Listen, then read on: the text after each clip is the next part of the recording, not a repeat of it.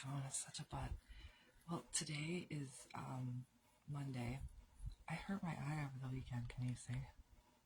See if I can look over here. I keep messing it up when I do it. I destroyed my eye. What happened was I went to bed with something in it. I was so tired and I didn't want. Because I didn't want to. I have like a horrible insomnia. So I'm like, if I don't go to bed, my eye will be fine. It'll be fine if I go to bed with something in my eye. It's like, well, who cares? I'm not gonna get to dig around in my eye. Don't ever do that because you'll end up having an injured eye. It was really bad the other day. I had to take medicine and like put all kinds of stuff in it. So today I'm speaking of the Bible yesterday. I can't find this thing that I saw in the Bible. I looked this morning. I was really bummed because it's just I'm fascinated by I'm just like that. I'm fascinated by stuff. I'm the kind of person. So there are people who are like alchemists. Remember back in the day when like people tried to turn mercury into gold, and like they like were real secretive, and they ended up. Oh, FYI, I just started reading this book. Let's see if I can grab it really fast.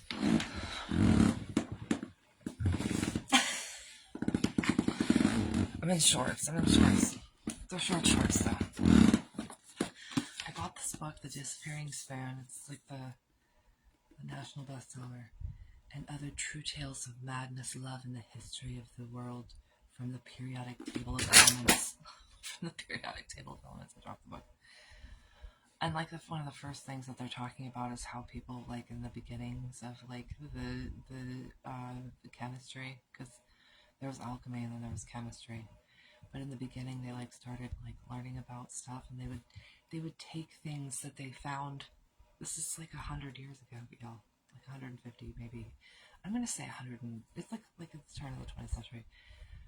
We'll say 150, sure. Okay, 150 is fine. So you take the stuff that you want to know what it is, and you put it in your mouth, and you smear it in your eyes, and you shove it up your nose, and we don't know what this material is. Let's find out by committing suicide with it.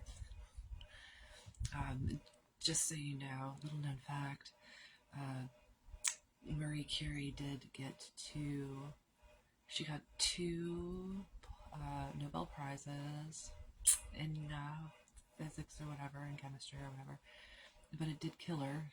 She died by the massive amounts of radiation that she exposed herself to. The reason that I'm saying this is I made this like really crappy video the other day, and I never really like said it the way that I should have, but these people like wanted to put like radioactive gook. Like they're like, we don't know what to do with all this like really bad waste. Let's put it into the deepest part of the ocean. And I'm like, that sounds so smart. I mean, like, if I had like this like really intense like radioactive waste, I would want to put it somewhere that we really don't know how it's going to react. Among other things that scientists do that I think are completely insane. They're like, we know so much that we're just like Marie Curie. So anyway, it's not that like common sense is genius. It's just that common sense is necessary. Okay, so back to the Bible. I was on. This is a very important. To me, this is really important. So this is the month of. This is Pride Month. So I'm glad I didn't do it in like March or February because, I don't like to go around trying to cause people to feel distressed, and like, it's not my motivation. So this is just about it's about slavery. It's about slavery and it's about plans. So, I mean, I'm a Bible person. I like to read the Bible. I read it like intermittently. I read it not that often. Occasionally I read it now because before I was starting to become one of those people who was like trying to solve all the greatest mysteries of the world, and I was like, I don't know if I'm qualified. I'm like, next thing you know, I'm going to get a note from the Pope, you're excommunicated. So anyway, please don't excommunicate me. I'm just a person who's like sort of like believes a lot and likes to know things. So Abraham, I put up something, I think it was on Saturday. Hello, Spoonflower. Spoonflower. Just so you know, Spoonflower is a company that will make your pictures into bedspreads. So,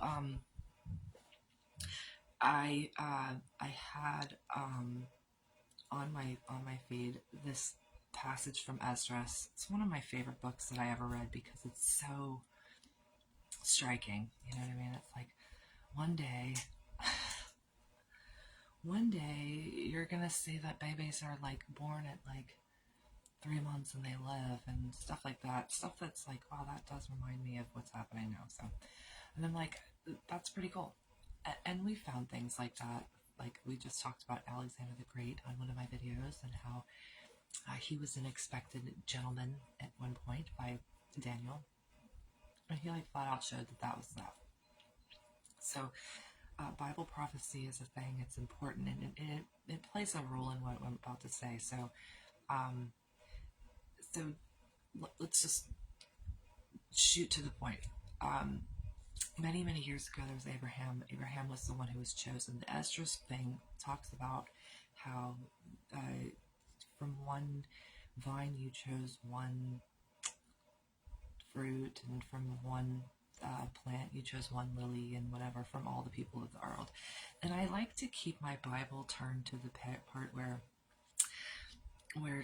David is saying, he's like, why, God of all the people in the world, did you choose me? It's like, why did you choose me? This is important. So I guess like anybody who is chosen for a role like that would be like, wow, this is big.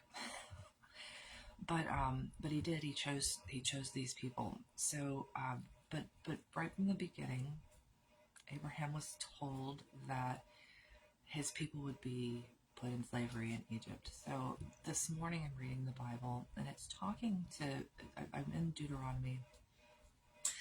I'm like stuck in my room. I have to do something when I read the Bible. So it's talking about loving God in Deuteronomy. And for whatever reason, it's the same stuff. They're the only people who have ever been experienced the kind of thing that God has given to you. So basically, in my mind lately, I'm thinking about God and how his justice is like this thing. Like it's like it's always a part of like how I visualize the whole workings of it. It's like if justice is real and justice has to work according to what we know in our hearts what justice is, whether or not we want to admit it to ourselves. Everyone does, especially even evil people, because in order to be evil, you have to be highly unjust, and being unjust is an action with justice in mind. So, so that being said, everything works for this justice system. Okay, so like everything's working toward an end. We are not means to an end. We're just people living in this life, you know? So, loving God in this situation in Deuteronomy, these people are nobody's been taken by God and placed in this situation with this strong arm and like whatever. His plan for them was an important part of their existence. And this is after they left from Egypt. But with Egypt in mind, we're like, why did they have to suffer 400 years at the hands of Egyptians? And so we have this people who we look at in a lot of ways. We look at them like they're holy, maybe, or like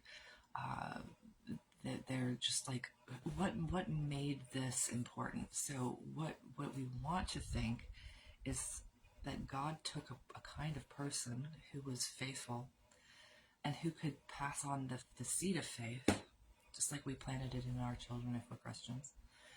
And then as that seed developed and the people, the line was with God's hand on them the whole time, as they were sort of reared by God, then they went from being in a situation where they were free and roaming to being in with the Egyptians as a part of his plan to develop them as a race and as a people for him.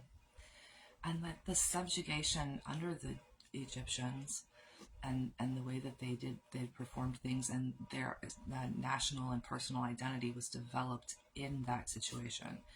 So when we look at that, we wonder why that happened. And I think that the reason that it happened was because God wanted to develop the identity of the Jewish people.